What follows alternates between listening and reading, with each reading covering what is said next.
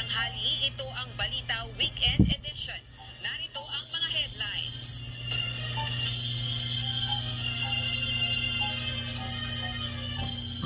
Withdrawal ng suporta ng militar kay Pangulong Ferdinand Marcos Jr. ipinanawagan ng ilang grupo.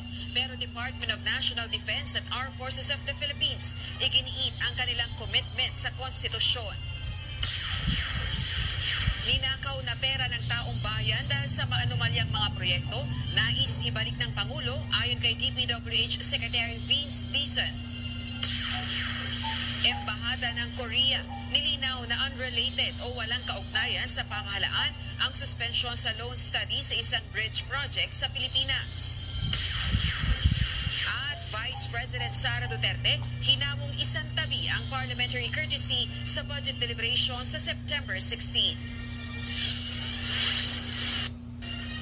Nagkilos protesta ang iba't ibang grupo kahapon bilang pagtutol sa lumalalang isyu ng korupsyon sa bansa. Sigaw nila na mawakasan na ang katiwalian sa pamahalaan at maibalik ang bilyong-bilyong pisong halaga ng umano'y ninakaw na pera ng taong bayan.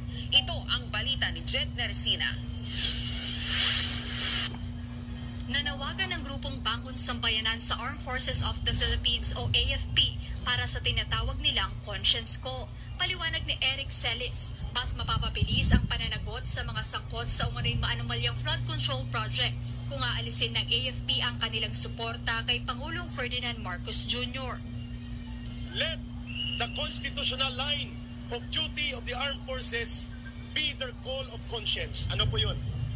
That the armed forces of the Philippines shall be the protector of the state and the people. And Marcos and Romualdez are not the state. They are not the government either. Sa panimulang kilos protesta ng grupo kahapon sa EDSA Ortigas, dala nila ang panawagan na ang dapat managot ay ang Pangulo at si House Speaker Martin Romualdez. Ayon kay Celis, naniniwala sila na ang mga namumuno sa pamahalaan ang pangunahing dahilan kung bakit malalakas ang loob ng ilang mambabatas at iba pang kawani ng gobyerno na gumawa ng garapalang korupsyon sa pamahalaan. Mapapadali pong lahat ng ito. Kung tumagsa ang tao sa lansangan, mapipilitan ang Armed Forces of the Philippines to withdraw support from the Commander-in-Chief. Ito ang pinakamabilis na transisyon. Hindi tayo lalabas doon sa constitutional line of succession. Ibig sabihin po, nasa batas pa rin ang pagkilos natin.